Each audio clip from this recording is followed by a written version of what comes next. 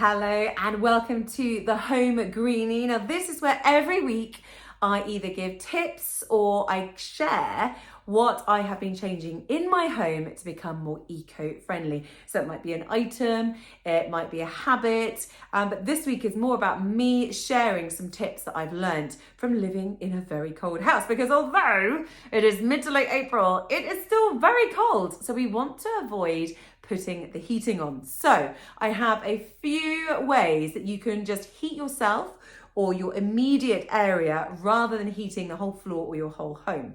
It's going to save you money, but really importantly, it's going to help save the environment as well. So the first thing, and if you only take one thing away from this video, it is to invest in a heated blanket. So simple and yet so effective. Now, these are not like the kind of heated blanket that your granny has in her bed.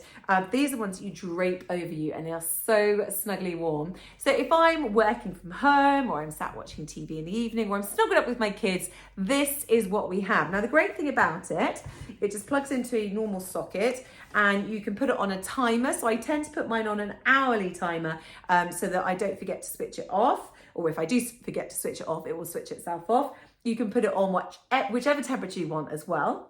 So it's quite nice to put it on a lower temperature and just sort of warms you up slightly. Now, trust me, if you've got one of those, you don't need anything else. I've got one in my kitchen, I've got one in my lounge, I've got one in my bedroom as well. So if I get into bed, I'm chilly.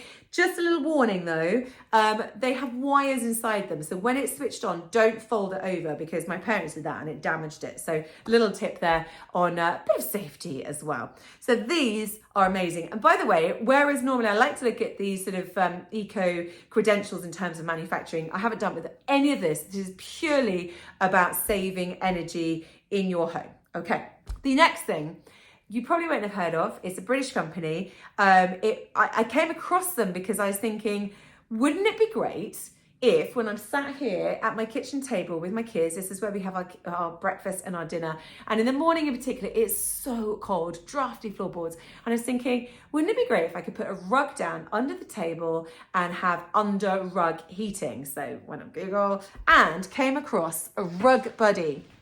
Now, please don't judge me because this looks really mucky. I have 2 young kids. I haven't cleaned under this rug for a little while. Now, this rug here isn't to do with the Rug Buddy. This rug is though made from recycled plastic bottles, so I love that. The Rug Buddy bit is this bit here. Whoa!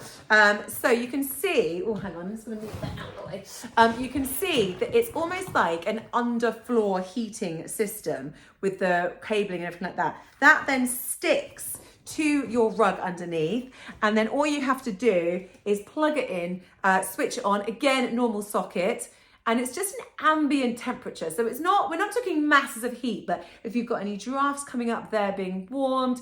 Obviously heat rises, so your feet are nice and toasty, and it's just keeping the area, the immediate area you're in warm, so you don't have to put the heating on elsewhere.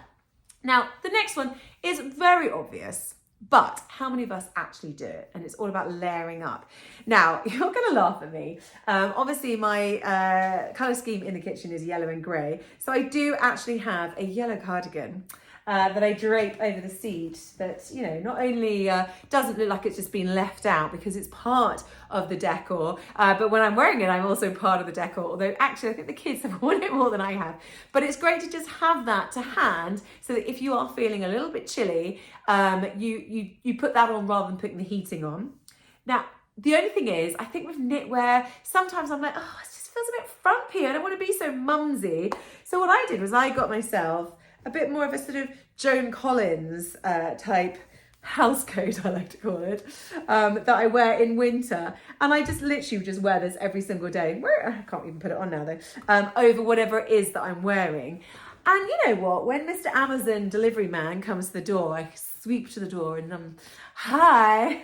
Yes, that's mine. Yes, you can take a photo of it. And this just makes me feel, yeah, I'm heated, I'm warm, and I wear this over layers, because that's the whole thing with layers. You want to have thin layers, 2 or 3 thin layers, and then something over the top like that. And that is how you warm yourself up.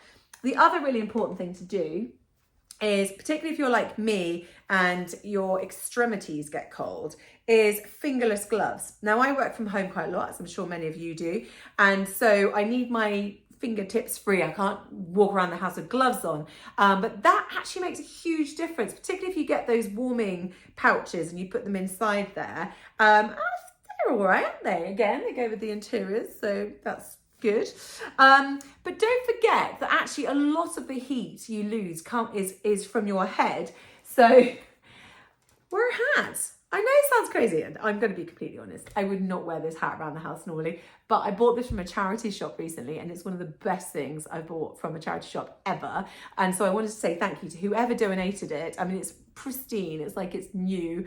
Whoever donated it to charity, thank you. It was really my excuse to just show it off. But you know, a hat, just a beanie or something like that will make a huge difference to your heat loss. So just a few little ideas there to avoid putting the heating on. So you want to heat yourself, you want to heat your immediate area, you do not heat the home or even the room you're in, just yourself. I'd love to hear your comments. Please do subscribe to my channel as well. And any questions, just ping them my way.